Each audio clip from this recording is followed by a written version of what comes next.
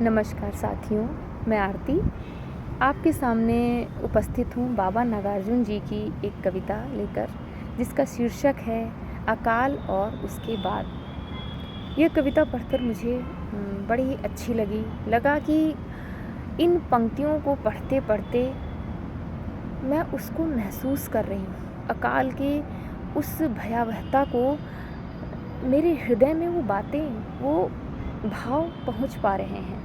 इसकी कुछ पंक्तियाँ अकाल की भयावहता को समेटे हुए हमें वहाँ पर ले जाती हैं। और इसकी कुछ पंक्तियाँ हैं जो जब घर में अनाज के दाने आ जाते हैं तो पशु पक्षी मनुष्य उसके जीवन में कैसे गतिशीलता आ जाती है। जीवन जैसे चल पड़ता है, जैसे पहले जीवन बिल्कुल ठहरा हुआ है, सब कुछ शांत है, जैसे जीवन में कुछ है ही नहीं।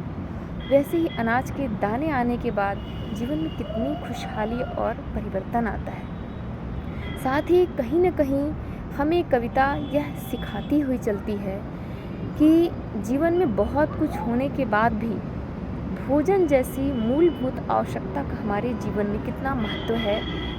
जब प्राकृतिक आपदा आती है तो जीवन को बिल्कुल बदल के रख देती है। उस समय इसकी कितनी आवश्यकता है, इसका महत्व हम देख सकते हैं। वहीं आपदाओं के बाद, जीवन में मुश्किलों के बाद जीवन को दोबारा खड़े करने की प्रेरणा ये कविता देती है, जो बहुत ही मार्मिक पंक्तियों में बाबा नागार्जुन जी ने इसको लिखा है। मेरा बड़ा सौभाग्य है, बड़ा अपने आप को भाग्यशाली मानती हूँ कि एक कविता मैं पढ़ रही हूँ। तो चलिए साथ मिलकर इस कविता को हम पढ़ते हैं। कई दिनों तक चूल्हा रोया, चक्की रही उदास। कई दिनों तक चूल्हा रोया, चक्की रही उदास। कई दिनों तक कानी कुतिया सोई उसके पास। कई दिनों तक चूल्हा रोया, चक्की रही उदास। कई दिनों तक कानी कुतिया सोई उसके पास। कई दिनों तक छिपकलियों की लगी भींत पर गश्त। कई दिनों तक चूहों की भी हालत रही पस्त। कई दिनों तक छिपकलियों की लगी भींत पर गश्त और कई दिनों तक चूहों की भी हालत रही पस्त। दाने आए घर के अंदर कई दिनों के बाद। दाने आए घर के अंदर कई दिनों के बाद। धुआं उठा आंगन के ऊपर कई दिनों के बाद।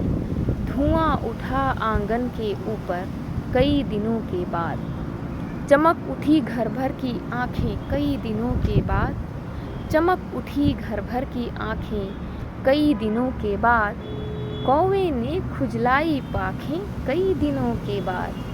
कौवे ने खुजलाई पाखें कई दिनों के बाद। तो आशा है साथ में ये कविता पढ़कर आपको बहुत अच्छी लगी होगी।